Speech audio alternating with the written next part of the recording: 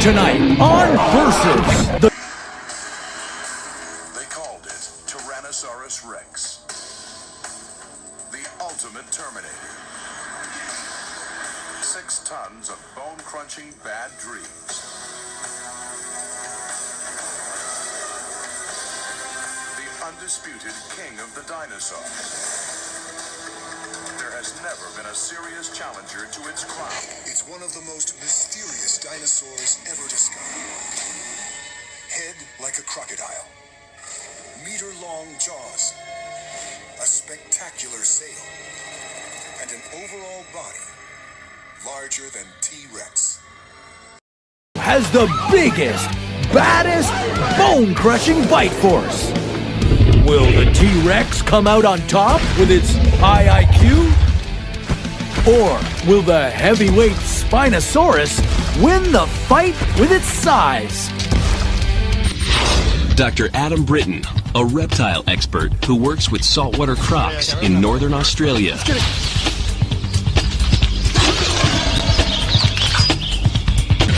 Dr. Adam Britton is a crocodile biologist. He lives and works with saltwater crocs in Australia's Northern Territory.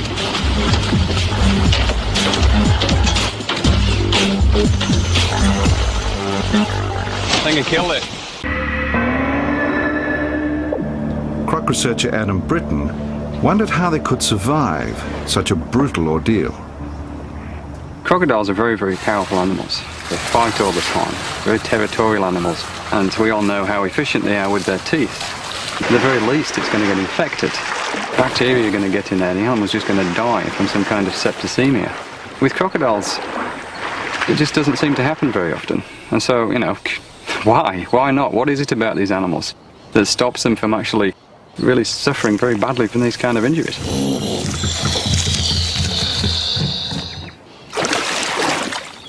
Adam helped make the remarkable discovery that one species, the Australian saltwater crocodile, has a natural antibiotic in its blood.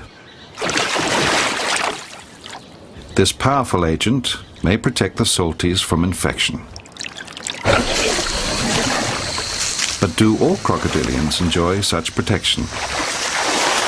If so, it may offer another clue as to why crocodiles are such survivors. With a crocodile-like head measuring 1.6 meters long and 27-centimeter teeth, this not-so-gentle giant was a force to be reckoned with. The spines on his upper back are called a sail. It used these 1.5-meter spines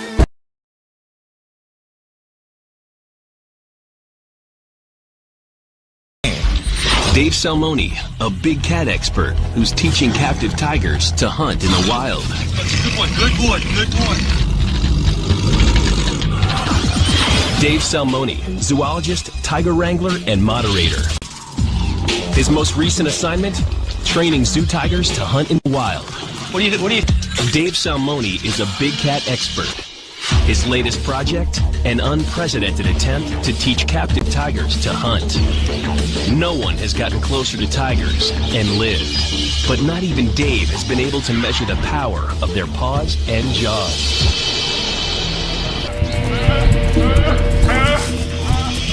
Instinctively, she goes for the throat, but she's not done yet. The female's doing a great suffocation bite, but she's missed it by a bit. She wants to move it over a little bit right here so that there's no air going through it at all. Hey, buddy.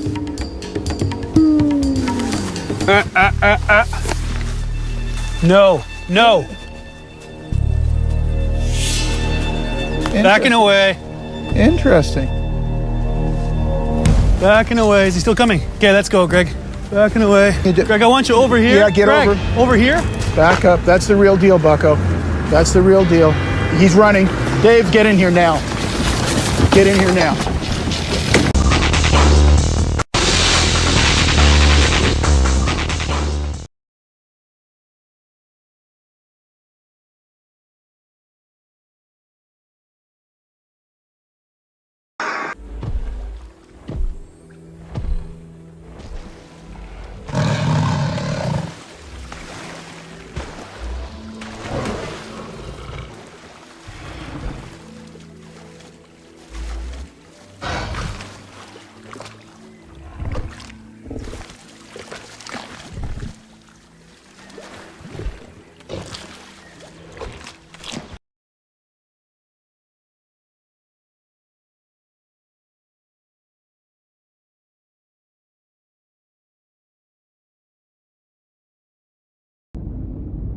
Why?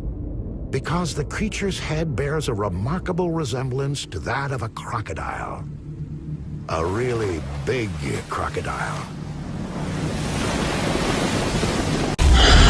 With a giant claw powerful enough to punch through metal. A mouth full of crocodile-like teeth. And a sail on its back. It's the biggest, baddest, weirdest dinosaur you've never heard of. Its name is Spinosaurus. Deserves celebrity status too. Spinosaurus is a truly amazing dinosaur. It's big, it's really specialized, really well adapted to a different way of life than any other giant creature, and it's just plain weird looking. It certainly is one of the great stars in the history of dinosaurs. Spinosaurus has earned its Hollywood star. It's big and bizarre with a seriously bad attitude. If I heard that there was a living Spinosaurus today, I would be there in a flash. Now, our scientific team is resurrecting this monster to try to figure out how it lived, hunted, and killed. Resurrecting a dinosaur like Spinosaurus is pretty difficult, especially when the first specimen was destroyed and we can't even use those original bones. Recently discovered skull fragments reveal that Spino didn't bite like other big dinosaurs. Its teeth weren't designed to tear through armored skin, bone, and flesh like T-Rex. They're cone-shaped teeth, 6, 8, 10 inches long, possibly longer, sticking out of tremendously powerful jaws. Really, really nasty weapons of destruction. How did it shred? Crocodiles literally shake their prey to bits. And it looks like Spinosaurus used a similar technique. When Spinosaurus got its jaws onto its victim, it would pierce through the meat with those conical teeth. It would thrash its skull back and forth, yanking out chunks of meat, and as it's thrashing back and forth, that victim's neck could be broken. So between the meat being pulled out and the thrashing back and forth, that victim would not last very long.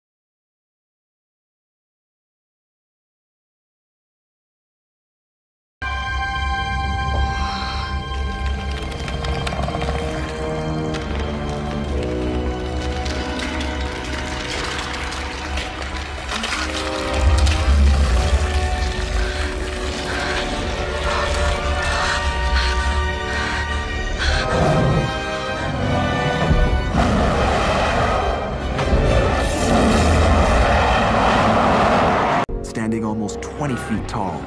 It has a massive jaw, powerful leg muscles, and huge flesh-ripping teeth. It is commonly believed that T-Rex was the ultimate predator, but that would depend largely on how fast he ran. And this is the test Dino Lab is conducting today. To provide expert support for this experiment, we have called in 3 giants in the field of paleontology: Dr. Ryosuke Motani, Professor Kent Stevens, and Dr. Hans Larsen.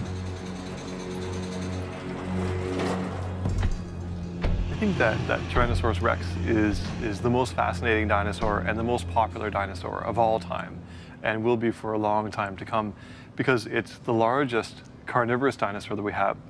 There are 2 or 3 contenders, but it's certainly one of the largest. It's one of the oldest known dinosaurs as well.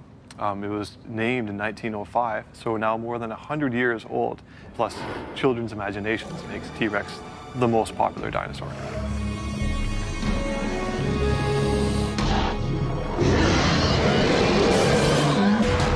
Knowing the top speed of T-Rex is important, because if it ran at only 10 to 15 miles per hour, about as fast as an elephant, there's no way it could have been the deadly hunter we imagine. So, to find out how fast T-Rex could run, we first need to know how much it weighed. So here we have a femur, an upper leg bone of a T-Rex. Left side, right. From the left side, right. And the femur is nice because it gives us an idea as to what kinds of forces were going on in this animal, because it only walked on 2 legs. So at one point, 1 foot is off the ground, and the entire weight of the animal is sitting on this bone. Yes. Which is really a fantastic piece of information, because now we can look at bone circumference, like the whole diameter around here, which I can't even touch my fingers around to give you an idea how big this thing is. In fact, it's more than its weight. When it strikes the ground, there's even more force than its mass coming back on up. So every step this guy is taking, he's not only putting down all his weight on one leg, but the downward momentum of his weight on his leg. So there's really a lot of forces going on here. And we can get an idea for some of the forces just by looking at some of these muscle scars here. So here's a really rugose region where a really big muscle was inserting onto this bone. So coming up over the knee. Yeah, so in the size of this insertion and the kind of remodeling that the bone is doing around the muscle gives us an indication that there's lots of forces going on here. Yes. Judging by the thickness of the bones and the huge size of the skeleton, T-Rex should have weighed at least 6 or 7 tons. If that's the case, this heavyweight could not have been the speedy predator we've seen in so many movies. Instead of being the king of the prehistoric jungle, like the modern lion, it would have been a scavenger of dead carcasses, like a hyena. Dino Lab is going to examine this dinosaur in an entirely new way to find out once and for all how fast T-Rex could run.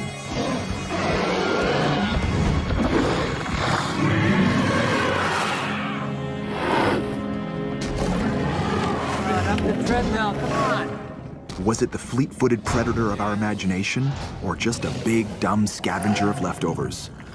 Using a specially designed king-size treadmill, John and his team will clinically measure if the Roadrunner from Hell deserves its nickname. Really slow at first. Really slow. 5 kilometers.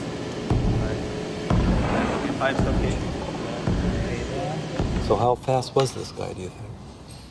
Well, that's the tricky question, because a lot of the estimates of, let's say, mass or speed are really based on the same kinds of values, like the circumference of the femur, for instance.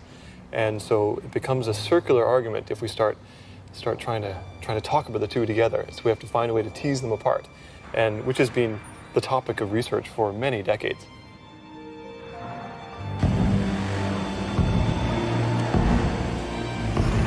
The biggest land animals today, the elephants, weigh up to 5 tons and also have huge leg muscles, but they can only reach speeds of 10 to 15 miles per hour.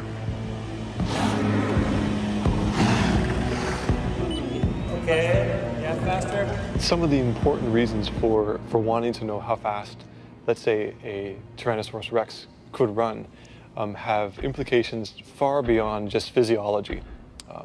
If we think of some modern reptiles today, they can really go at high speeds, but only for a very short, sustained period of time.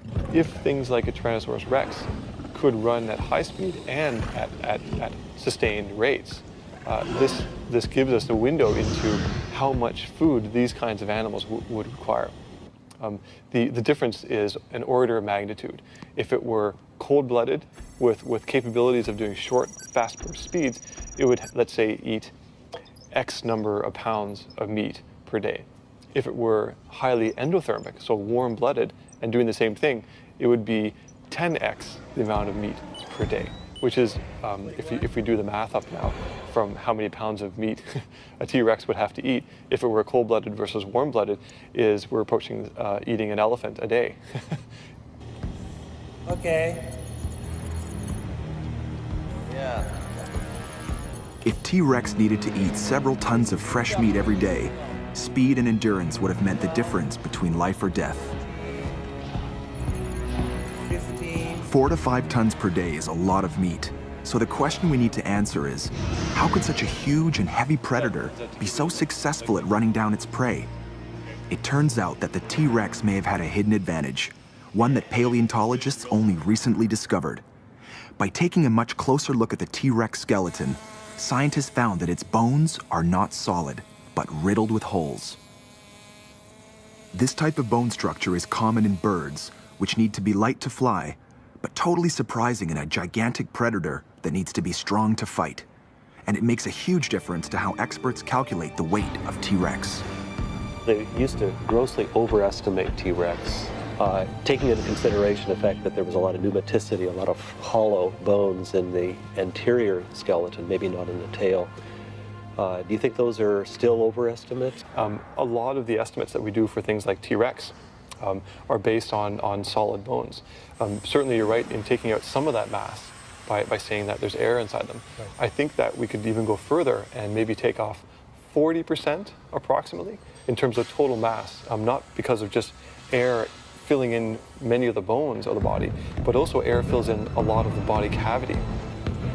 So then if we drop down into the 3-ton range or so for a fully adult T-Rex, what do you think the speed would have been? If we were to drop the mass down to something more realistic, realistic along the theropod to bird evolution side, that we can probably, with confidence, say that they could run upwards of 25 miles per hour, no problem, right, and maybe even more. Some of the things that we have to take into account that have yet to be taken into account in terms of how fast a T-Rex could run are beyond computer models right now. Things like shock absorption, how much energy is stored within inside tendons or springs inside the body. If we look at the tails of T-Rex, they're very long. Half the length of the T-Rex is in the tail. The tail is also very stiff, with lots of muscles and tendons sheathing the outside of the tail, making it essentially a balancing organ. Now, if you put this thing on a treadmill and we watch how it runs, I would bet a lot of money that the tail is actually acting not only as a balancing organ, but as some kind of a force spring storage.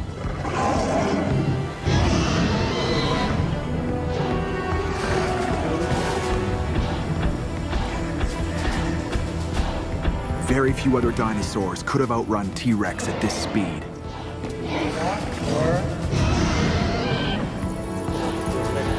35.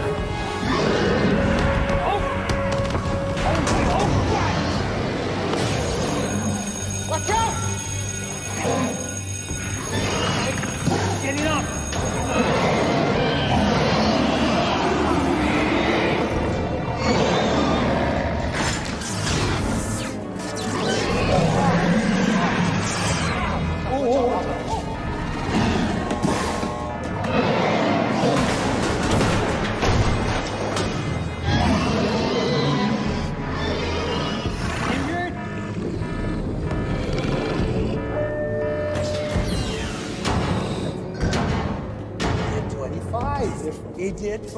New discoveries show that the combination of a lighter body, along with a rigid tail that stores energy with every stride and then releases that energy like a spring, enabled T-Rex to run much faster than we previously thought.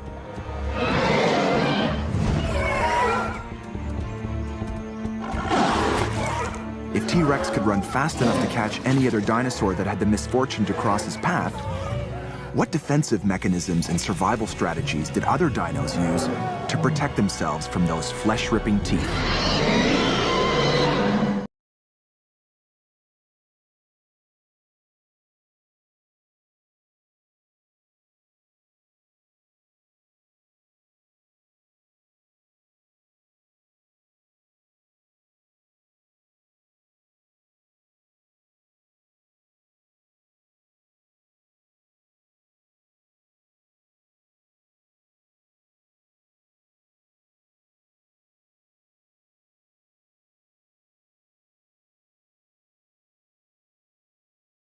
Will help solve a mystery.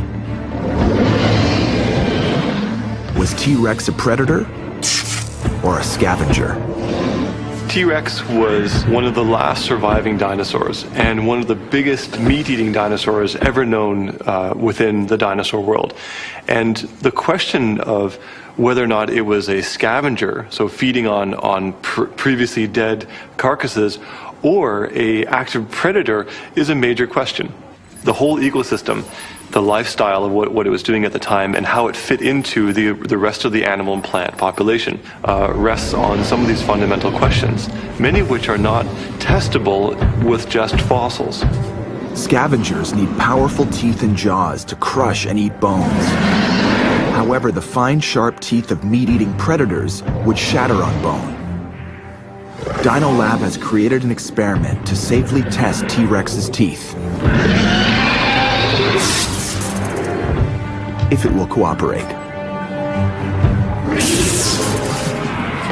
Full power in the fences.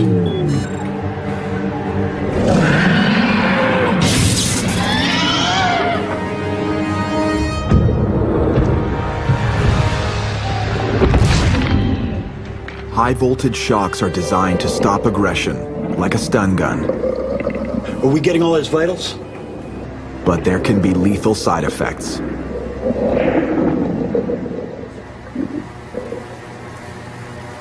What do you see? Nothing.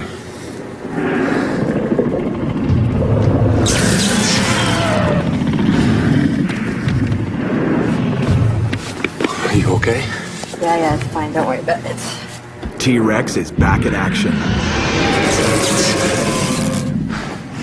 Dino Lab team is now ready to see if T-Rex had the bone-chomping power of a scavenger. This is an upper jaw right there. That's huge.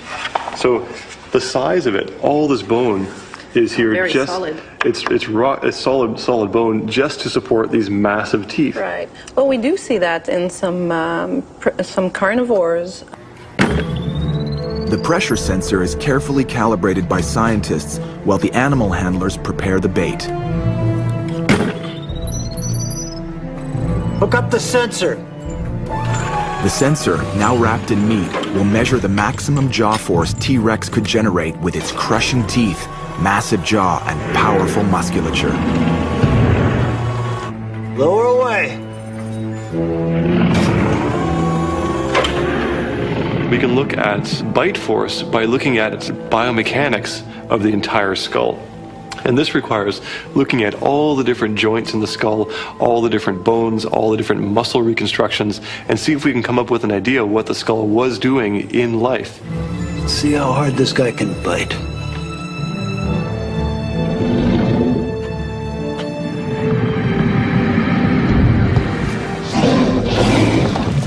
Lift the bait. Let's see if it bites harder. The sensor is not reading the power range required for a scavenger.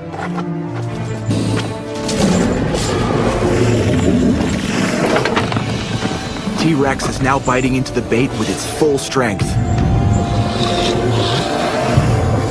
The sensor is starting to overload.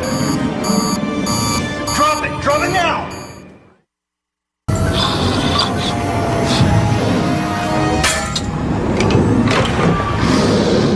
T-Rex has proved it has the muscle power and bite required for scavenging on massive bones. These guys would have no problem picking up and even giving it a small toss in the air. T-Rex flies into a rage. furious that there is no tasty marrow at the heart of the sensor. Somebody's gonna have to go in there and retrieve the sensor. Dave, get in there and get the sensor. Are you serious? Okay. Just keep him busy.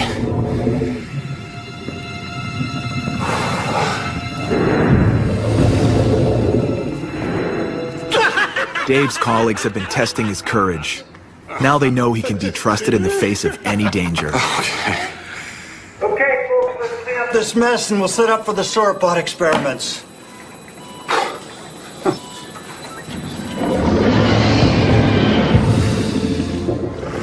The biomechanics of T-Rex's very powerful jaw and colossal neck muscles would make it the perfect scavenger. The body of a young T-Rex is a total contrast.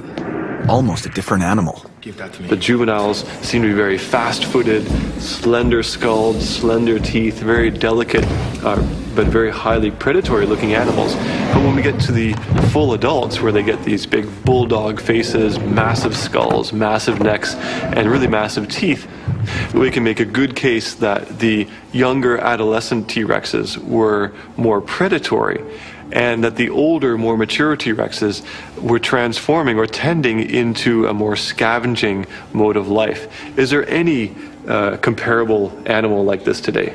Well, actually, yes, the lion is a very good comparison, because in the lion pride, the females and the younger animals, which are comparatively smaller and lighter and faster, they're the ones who hunt.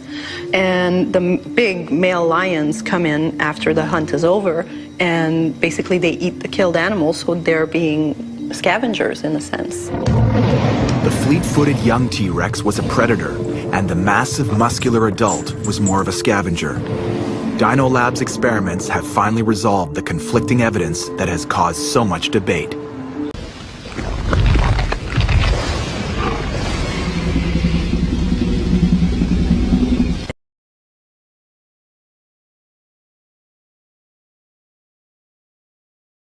Lions have a bite force of about 4,500 kilopascals, but that's nothing compared to a tiger's bite force of 7,240 kilopascals.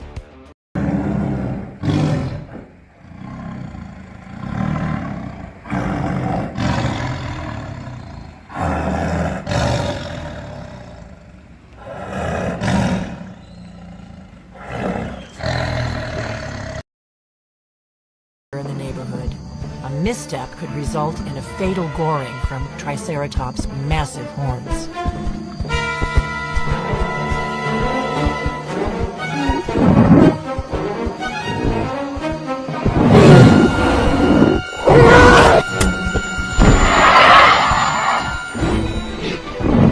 Sue's serrated teeth are like oversized steak knives.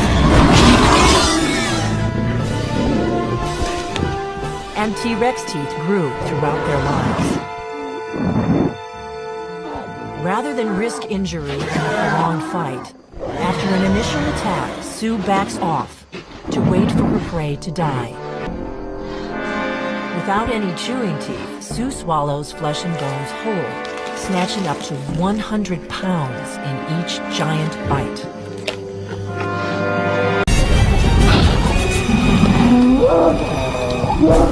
Was T-Rex a vicious killing machine? Was it the cold-hearted butcher we love to hate? Challenging the deadly reputation of T-Rex is nothing less than heresy.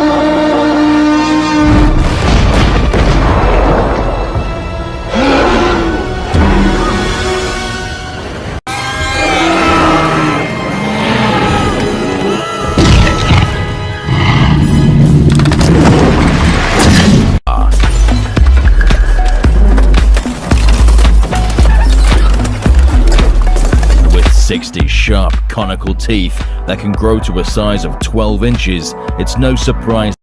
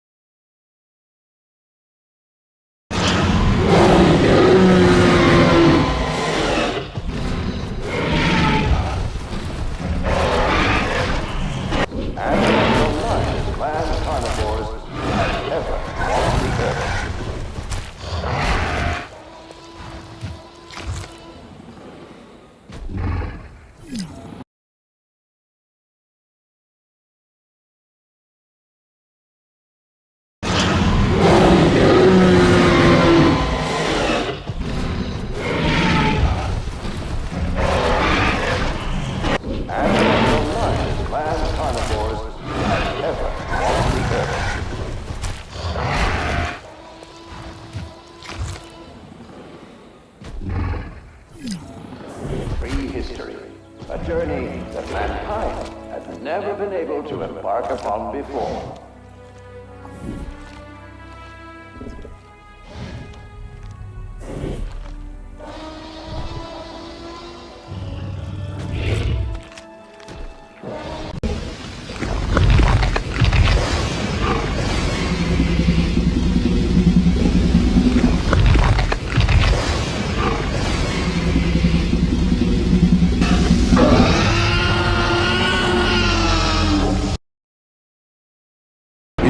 Were here before us.